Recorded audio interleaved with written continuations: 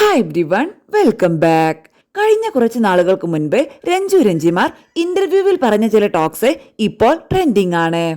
അവരുടെ വാക്കുകൾ ഇങ്ങനെ: ഏറ്റവും നല്ല സൗഹൃദം ഏത് സെലിബ്രിറ്റിയുമായിട്ടാണ് എന്ന ചോദ്യത്തിന് രഞ്ജു പറഞ്ഞത് മമത മോഹൻദാസ്. തീർച്ചയായിട്ടും എപ്പോൾ വിളിച്ചാലും എവിടേക്കാണെങ്കിലും ഞാൻ എത്തിയിരിക്കും.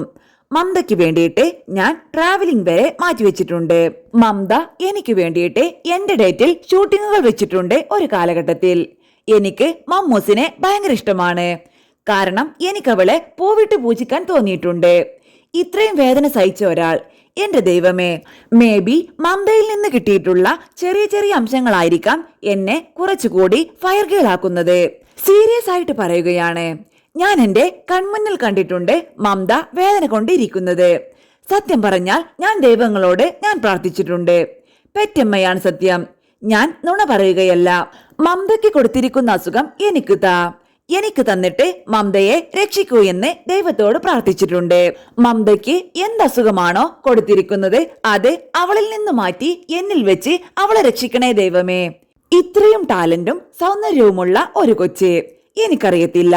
അവളുടെ ടാലന്റും അവളുടെ സ്കില്ലും അനുസരിച്ചിട്ട് അവൾക്ക് പെർഫോം ചെയ്യാൻ പറ്റുന്ന പല സിനിമകളും അവൾക്ക് നഷ്ടപ്പെട്ടിട്ടുണ്ട്.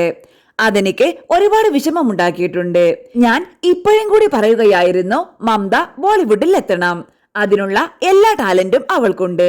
എനിക്ക് ഓരോ ആർട്ടിസ്റ്റുകളും എനിക്കൊരു പാഠമാണ്. അത് മമതയാണെങ്കിലും ഭാവനയാണെങ്കിലും റിമിയാണെങ്കിലും രമ്യയാണെങ്കിലും.